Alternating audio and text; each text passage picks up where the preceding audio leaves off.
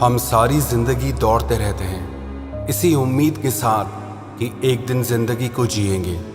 जो बातें हमारी जिंदगी के लिए बहुत ज़रूरी होती हैं, अधिकतर लोग वो सारी बातें भविष्य के लिए छोड़ देते हैं कि भविष्य में करेंगे, इतने साल काम करेंगे, इतने साल मेहनत करेंगे, उसके बाद जा कर के हम रिलैक्स करेंगे, उसके बाद हम कभी मेडिटेशन करेंगे, उसके बाद हम जिंदगी को जिएंगे। लेकिन ये जो बाद है ना, वो कभी आता ही नहीं है और ये जिंदगी हाथों से निकल जाती है। एक बहुत अमीर व्यक्ति था, उसने अपना सारा जीवन पैसे कमाने में लगा दिया। उसके पास इतना पैसा था कि वो जो चाहे खरीद सकता था, लेकिन उसने अपने पूरे जीवन में किसी की भी मदद नहीं की।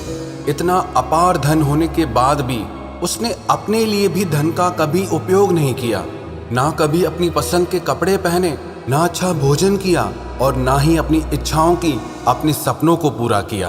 वो सारी जिंदगी सिर्फ पैसे कमाने में ही बिजी रहता था और पैसे कमाने में वो इतना ज़्यादा व्यस्त हो गया, उसे पता ही नहीं चला कि कब उसका बुढ़ापा आ गया और वो जिंदगी के आखिरी पड़ाव पर आ गया। इस तरह आखिर वो दिन भी आ गया जो उसकी जिंदगी का आखिरी दिन था और एक दिन उसे लेने के लिए मृत्यु खुद आ गई। मृत्यु ने उस व्यक्ति से कहा कि तेरा अंतिम समय आ गया है और मैं तुझे अपने साथ ले जाने आई हूँ। मृत्यु की ये बात सुनकर वो आदमी बोला, अरे मैंने तो अभी अपनी जिंदगी को ठीक से जिया भी नहीं है। मैं तो पैसा कमाने में, काम करने में इतना ज़्यादा बिजी हो गया था कि मुझे अपने पैसे का उपयोग करने का समय ही नहीं मिला। लेकिन अब उन पैसों को खर्च करने का मुझे थोड़ा समय चाहिए। लेकिन मृत्यु ने उससे कहा, मैं तुम्हें अब और समय नहीं दे सकती, तुम्हारी जिंदगी का सारा समय समाप्त हो चुका है और अब उन दिनों को बढ़ाया नहीं जा सकता। मृत्यु की इस बात को सुनकर उस आदमी ने कहा, मेरे पास इतना पैसा है, अगर तुम चाहो तो मैं अपना आधा धन तुमको दे सकता हूँ, लेकिन मुझे 1 साल और दे दो जीने के लिए। लेकिन मृत्यु ने कहा, ऐसा संभव ही नहीं है। फिर इस पर उस आदमी ने बोला, अगर तुम चाहो तो मेरा 90% धन मैं तुम्हें दे सकता हूँ, लेकिन मुझे सिर्फ 1 महीने का समय दे दो, जिससे मैं अपनी इच्छाओं को पूरा कर सकूं, अपने सपनों को जी सकूं, जिन कामों को मैंने कल पे टाल रखा था वो सारे काम कर सकूं। लेकिन मृत्यु ने फिर मना कर दिया कि नहीं, मैं तुम्हें 1 महीने का समय नहीं दे सकती। फिर उस आदमी ने कहा, तुम मेरा सारा धन ले लो, लेकिन मुझे 1 दिन का समय दे दो। तब मृत्यु ने उसे समझाया, 1 दिन तो क्या, मैं अब तुम्हें 1 घंटे का भी समय नहीं दे सकती। फिर मृत्यु ने उसे समझाते हुए कहा कि तुम अपने समय से धन को तो प्राप्त कर सकते हो, लेकिन धन से समय को कभी प्राप्त नहीं कर सकते। जब उस व्यक्ति को ये समझ में आया कि मैं अपनी सारी जिंदगी की दौलत देकर भी अपने लिए 1 दिन भी नहीं खरीद सकता, तो जिंदगी का मोल धन से कितना ज्यादा बढ़कर है। ये कहानी हमारी जिंदगी से ही जुड़ी है। हम लोग भी सारी जिंदगी ऐसे ही दौड़ते रहते हैं कि एक दिन जिंदगी में जिएंगे, भविष्य में कभी आराम करेंगे, रिलैक्स करेंगे, लेकिन वो दिन कभी आता ही नहीं है, क्योंकि हम सारी जिंदगी सिर्फ दौड़ने का, भागने का अभ्यास करते हैं और जो अभ्यास जिंदगी भर किया है वही अभ्यास हमारी आदत बन जाती है। बहुत सारे लोग जो रिटायर हो जाते हैं काम से, लेकिन उसके बाद भी उनका यह अनुभव रहता है कि हम भले काम से रिटायर हो गए हों, लेकिन जिंदगी में आराम नहीं है, क्योंकि हमारे मन ने जिंदगी भर दौड़ने का अभ्यास किया है, तो आज भी हमारा मन दौड़ता ही रहता है। तो इस कहानी से हमें ये शिक्षा लेनी चाहिए कि जिंदगी में जो कुछ भी जरूरी है ना, उसे कल पर मत टालो, उसे आज ही कर डालो, क्योंकि कल कभी नहीं आता। हम हमेशा आज में जीते हैं। कल तो सिर्फ हमारी योजनाओं में, हमारी बातों में होता है, शब्दों में होता है। वास्तविकता में कल तो कभी होता ही नहीं है। भले आप अपनी जिंदगी में कुछ भी करो, आप पैसा कमाओ, कामयाबी को हासिल करो, पर इन सब चीजों के पीछे इतना भी ज्यादा मत पड़ जाना कि आप अपनी जिंदगी जीना ही भूल जाओ। और दूसरी कहानी भी इसी विषय से जुड़ी है। ये कहानी है महाभारत के समय की। महाराज युधिष्ठिर बहुत बड़े धर्मात्मा थे। जो भी कोई उनके पास कुछ मांगने आता था, वो उसकी इच्छा जरूर पूरी करते थे। एक दिन एक ब्राह्मण अपनी बेटी की शादी के लिए उनसे कुछ आर्थिक सहायता लेने आया, उनसे धन मांगने के लिए आया। तो युधिष्ठिर महाराज उस दिन बहुत बिजी थे। उन्होंने कहा, मैं आपकी मदद जरूर करूंगा, लेकिन आप कल आना, क्योंकि आज मैं बहुत व्यस्त हूँ। वो ब्राह्मण उदास होकर महल से निकला। मार्ग में उस ब्राह्मण को भीमसेन मिल गए। भीमसेन ने उस ब्राह्मण से पूछा, तुम इससे उदास होकर क्यों जा रहे हो? क्योंकि जो भी कोई हमारे महल में आता है वो हमेशा खुश होकर ही जाता है। तुम इतने उदास होकर क्यों लौट रहे हो?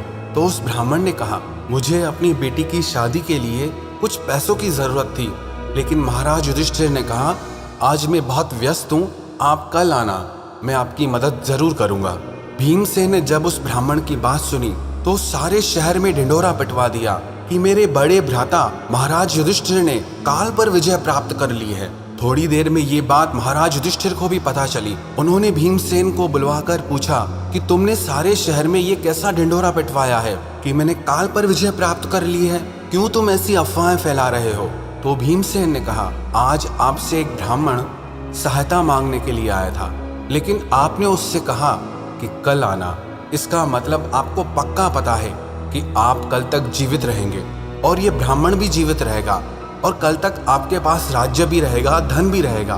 तो मतलब यही निकलता है कि आपने काल पर विजय प्राप्त कर ली है। भीमसेन की इस बात को सुनकर महाराज युधिष्ठिर को अपनी गलती का एहसास हुआ।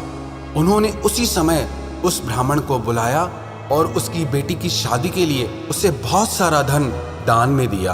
बात तो छोटी सी है, लेकिन इसमें शिक्षा बहुत बड़ी छुपी हुई है कि जिंदगी के जो भी जरूरी काम हैं उन्हें हमें कल पर कभी नहीं टालना चाहिए। और मैंने अपनी जिंदगी में ये हमेशा देखा है, जो लोग ये कहते हैं कि हम इस काम को कल से करेंगे, वो लोग उस काम को कभी नहीं करते, उनका कल कभी नहीं आता। लेकिन जो लोग ये ठान लेते हैं कि हम इस काम को आज से ही शुरू करेंगे, अब से ही शुरू करेंगे, वही लोग जिंदगी में कुछ हासिल कर पाते हैं, वही लोग हर कार्य में सफल हो पाते हैं। और तीसरी कहानी वो भी इसी विषय से जुड़ी है। एक व्यक्ति अपनी जिंदगी में बहुत धनी इंसान बनना चाहता था और उसकी वजह से वो एक साथ बहुत सारे काम करने लगा, जिसके कारण वो बहुत सारे कामों में उलझ जाता था और उसकी वजह से धीरे धीरे उसकी याददाश्त कमजोर होने लग गई। वो जरूरी बातों को भी भूल जाता था और धीरे धीरे उसकी वो भूलने की बीमारी बहुत ज्यादा बढ़ गई। वो हर बात को थोड़ी सी ही देर में भूल जाता था। एक दिन उसकी तबीयत बहुत खराब हो गई, उसके पेट में बहुत दर्द होने लगा।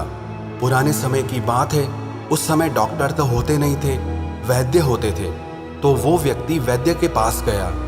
वैद्य ने उस व्यक्ति से पूछा, तुम्हें क्या हुआ है? वो व्यक्ति कहने लगा कि मेरे पेट में बहुत दर्द है। तो वैद्य ने उससे सारी बात जानी। फिर वैद्य को पता चला कि ये इंसान काम में बहुत ज़्यादा उलझा हुआ है और उल्टा सीधा कुछ भी खा लेता है। तो उस वैद्य ने उस व्यक्ति से कहा कि तुम्हारे पेट में जो दर्द है वो गलत खान पान के कारण है, इसीलिए अब थोड़े दिन के लिए तुम सिर्फ खिचड़ी खाना। उस व्यक्ति ने कहा, ठीक है, अब मैं खिचड़ी ही खाऊंगा। लेकिन फिर उस व्यक्ति ने वैद्य से कहा कि मुझे भूलने की भी बीमारी है, कहीं ऐसा ना हो कि घर पहुंचते पहुंचते मैं यही भूल जाऊं कि मुझे क्या खाना है। तो वैद्य ने उससे कहा, आप बिल्कुल भी चिंता मत करो, आप यहाँ से लेकर के अपने घर तक खिचड़ी खिचड़ी बोलते जाओ, जिससे ये नाम आपको भूलेगा नहीं। उस व्यक्ति ने कहा, ये आइडिया सही है, मैं पूरे मार्ग में खिचड़ी खिचड़ी बोलता हुआ जाऊंगा। अब उसे भूलने की आदत तो थी ही, अब खिचड़ी की जगह वो खाचड़ी हो गया। वो खाचड़ी खाचड़ी बोलता जा रहा था और मार्ग में एक किसान अपने खेत से चिड़ियाओं को भगा रहा था। लेकिन तभी उसने सुना कि कोई व्यक्ति ये कह रहा है कि खाचड़ी खाचड़ी।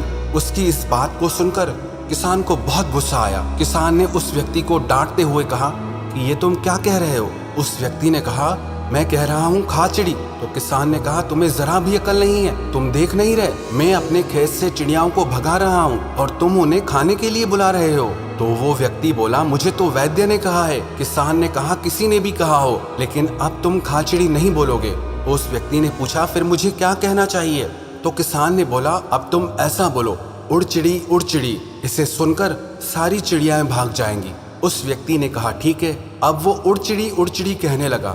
वो थोड़ा ही आगे चला था कि मार्ग में एक शिकारी चिड़ियाओं को फंसा रहा था। जब उसने ये सुना कि ये व्यक्ति उड़ चिड़ी कह रहा है, तब उसे बहुत गुस्सा आया और उस शिकारी ने इस व्यक्ति को जोर से एक थप्पड़ मारी और उसे डांटने लगा कि ये तुम क्या कह रहे हो? मैं यहाँ इतनी मुश्किल से चिड़ियाओं को फंसा रहा हूँ और तुम कह रहे हो उड़ चिड़ी। उस व्यक्ति ने कहा, मैं क्या करूँ, मुझे वैद्य ने कहा है। तो उस व्यक्ति ने कहा, किसी ने भी कहा हो, लेकिन अब तुम ये मत कहना। फिर उस व्यक्ति ने पूछा कि मैं अब क्या कहूँ। तो उस व्यक्ति ने कहा, अब तुम ये कहना कि आते जाओ और पिंजरे में फंसते जाओ। फिर वो व्यक्ति यही बोलने लगा, आते जाओ और पिंजरे में फंसते जाओ। लेकिन थोड़ी देर बाद मार्ग में कुछ चोर चोरी का धन लेकर के भाग रहे थे, और जब उन्होंने ये सुना कि एक व्यक्ति ये कह रहा है, आते जाओ और पिंजरे में फंस जाओ, ये हमें फंसाना चाहता है, ये हमें पुलिस को पकड़वाना चाहता है, उन चोरों ने इस व्यक्ति की बहुत पिटाई की और बोले कि खबरदार, दोबारा तुमने अगर ये बात कही तो। वो व्यक्ति बोला कि फिर मैं क्या कहूँ। तो उन चोरों ने कहा, अब तुम ये कहना कि इसे छोड़कर आओ और दूसरा लेकर आओ। फिर वो व्यक्ति यही कहने लगा, इसे छोड़कर आओ और दूसरा लेकर आओ। वो व्यक्ति ऐसे कहते हुए जा ही रहा था कि मार्ग में कुछ लोग किसी मृत व्यक्ति को शमशान ले जा रहे थे, और जब उन्होंने ये सुना कि इसे छोड़कर आओ और दूसरा लेकर आओ, ये सुनकर सारे लोगों को बहुत गुस्सा आया। उन लोगों ने इस व्यक्ति को बहुत फटकार लगाई कि हमारे गांव का मुखिया मर गया है, इतना भला आदमी मर गया, और तुम ये कह रहे हो कि इसे छोड़कर आओ और दूसरा लेकर आओ। तुमने मजाक समझ के रखा है क्या? हमारे यहाँ पे कोई मर गया है और तुम ऐसी मनहूस बातें कर रहे हो। तो उस व्यक्ति ने कहा, तुम ही बताओ मैं क्या कहूँ। तो उन सारे पंचायत के लोगों ने कहा, अब तुम ये कहना कि ऐसा किसी के भी साथ ना हो। अब वो व्यक्ति यही कहने लगा कि ऐसा किसी के भी साथ ना हो। वो थोड़ा ही आगे चला था कि मार्ग में किसी की बारात गुजर रही थी, और जब लोगों ने ये सुना कि ऐसा किसी के भी साथ ना हो, तो उन सब लोगों ने इसे बहुत डांटा। कुछ लोगों ने तो उसे मारा भी कि हमारे घर में इतना खुशी का माहौल है, शादी हो रही है हमारे घर में, एक तो पहले ही बहुत मुश्किल से हमारा लड़का शादी के लिए तैयार हुआ है, और तुम ये मनहूस बातें कर रहे हो कि ऐसा किसी के भी साथ ना हो। तुम्हें कुछ शर्म है या नहीं है? वो व्यक्ति बोला, भाई मुझे मारते क्यों हो, तुम ही बता दो मुझे क्या कहना है। तो उन बारातियों ने कहा, अब तुम यही कहना कि ऐसा घर घर में हो। अब वो व्यक्ति यही कहने लगा कि ऐसा घर घर में हो।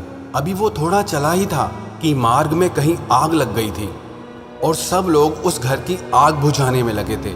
और जब वहाँ के लोगों ने ये सुना कि ऐसा घर घर में हो, ये कौन कह रहा है, जब उन्होंने इस व्यक्ति को देखा तो उसे बहुत मार लगाई। लगता है तूने ही यहाँ पे आग लगाई है, तभी तू कह रहा है कि ऐसा घर घर में हो। वो व्यक्ति बोला, मैं तो किसी को यहाँ जानता भी नहीं, मैं क्यों आग लगाऊंगा, मुझे तो वैद्य ने कहा था। उन लोगों ने कहा कि अब तुम ये बात कभी मत कहना। तो उस व्यक्ति ने पूछा, आप ही बता दो कि मैं क्या कहूँ। फिर उन सारे लोगों ने मिलकर इस व्यक्ति से कहा, अब तुम ये कहना कि हे भगवान, इस आग को बुझा दो। अब वो ऐसे कहते ही जा रहा था कि मार्ग में उसे एक कुम्हार मिला जो अग्नि से मिट्टी के घड़े बना रहा था। और जब उसने ये सुना कि कोई व्यक्ति ये कह रहा है कि हे भगवान, इस आग को बुझाओ, तो उस कुम्हार को बहुत गुस्सा आया और इस व्यक्ति को जोर से एक थप्पड़ मारी और उससे कहने लगा कि खबरदार, जो अब तुमने ये बात दोबारा कही, अगर तुमने ये बात अब दोबारा कही तो मैं तुम्हारी खिचड़ी निकाल दूंगा। और ये खिचड़ी शब्द को सुनते ही उस व्यक्ति को सब याद आ गया कि यही तो वो शब्द है जो मुझे वैद्य ने कहा था। फिर वो व्यक्ति चिल्ला के कहने लगा कि हाँ, खिचड़ी, यही मुझे वैद्य ने कहा था। फिर वो व्यक्ति मन ही मन सोचने लगा कि मैं सिर्फ एक शब्द को भूला हूँ तो मुझे इतनी मार मिली है कि जो लोग जिंदगी को ही जीना भूल गए हैं, जो लोग खुश रहना भूल गए हैं, जो लोग हंसना भूल गए हैं, जो लोग जिंदगी की हर जरूरी बात को भूल गए हैं, उन लोगों को उलझनों की, परेशानियों की कितनी मार मिलती होगी। ये कहानी भी हमारी ही जिंदगी से जुड़ी है। हम भी जिंदगी की दौड़ में ना जो जरूरी बातें हैं उन्हें भूल जाते हैं, जो हमें करना चाहिए उन्हें नहीं करते हैं, और बदले में हमें उलझनों की, तकलीफों की, परेशानियों की मार मिलती ही रहती है, दुख मिलता ही रहता है। अगर हम भी अपनी जिंदगी में ध्यान करना ना भूलें, अध्यात्म से जुड़े रहें, जो चीजें जिंदगी में हैं उन्हें करना ना भूलें, जिंदगी में खुश रहना ना भूलें, तो हमें कभी दुखों की और परेशानियों की मार मिलेगी ही नहीं। ये तीनों कहानियां हमें एक शिक्षा देती है। चाहे हम जिंदगी में 1000 काम करें, लेकिन खुश रहना और मुस्कुराना कभी ना भूलें। जो चीजें हमारी जिंदगी के लिए बहुत ज्यादा जरूरी है उन्हें कभी भी कल पर ना टालें। अपने जिंदगी की खुशियों को कल पर ना टालें, बल्कि अपनी जिंदगी की खुशियां हमें आज में ही जीनी चाहिए।